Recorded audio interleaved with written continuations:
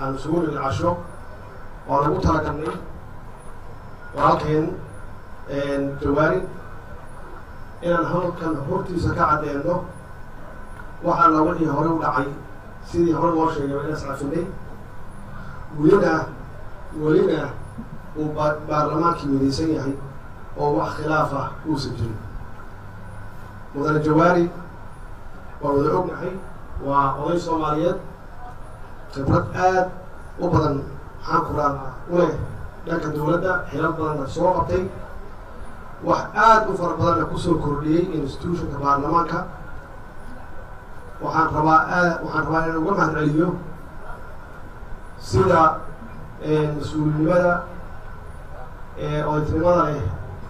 ee ku jirto ugu tanaasulay isagoo ilaalinaya institutionkan in wax alla waxkii dhibaato ah oo maxaa ku raad jijiida ahaa ee ku ekaatay intii hore wax ka dambeeya sida lagu yaqaano baarlamaanada adduunka maxaa ku radaa in laisdilo in dhibaato dhex marto baarlamaanka uu ka ilaaliyey uuna qaatay inuu tanaasulo baarlamaankan iyo shacabka Soomaaliyeed iyo dowlad wanaag uu tanaasulay macnaheedu waxay tahay inuu magaceennii sharafkeennii ka ilaaliyey ceebta waxaan aaminsanahay tanaasulkaas u sameeyey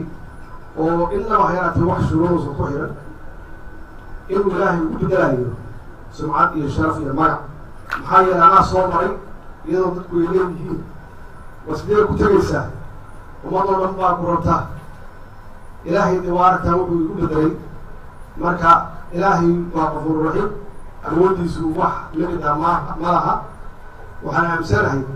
inuu markay ugu saaran tahay naxariista ilaahay ka helayo badbaadadu baarlamaankan iyo shacabka Soomaaliya ka ilaaliyey foormada iyo magaxxumada mudan Jawaari waa saan sheegay oday kulligeedna nagu leh xushmo iyo karaamo keligay ma aha annagoo dhan iyuu naga mudan yahay waxaana ku ballannay inaan sii wada shaqeyno oo si dhow wada shaqeyno oo aqoontiisii iyo tusaaleyntiisii iyo taladiisii uusan nagala fogaan ilaahay waxaan ka rajaynaynaa wax alla wixii ku haray oo aqoona inuusan nagala fogaanin waxaan rabaa fursaddan inaan uga faa'iidaysto maanta oo ah dabaaldegii aan u dabaaldegaynay sanad guuradii 58aad ee aasaaska xoogga dalka Soomaaliyeed runtii waa maalin weyn haddii dal uusan ciidan ahayn qaarnimadiisu khatar ayay ku jirtaa marka inaan xoojinno ciidankeenna oo aan taageerno oo golaha shacabku ay xoogga saaraan oo weliba lagu arkeeyaan inaan xuquuqda ciidamada qaranka sida aan korrino aan ka warqabno maxaa yeelay halkan aan fadhinaa waxaan arkay inay ku jiraan xaalad adag waxay ku jiraan dhufiisyo waxay fadhiyaan bannaanka waxay ilaalinayaan qolaas horarka ah inaysan noogu imaan halkan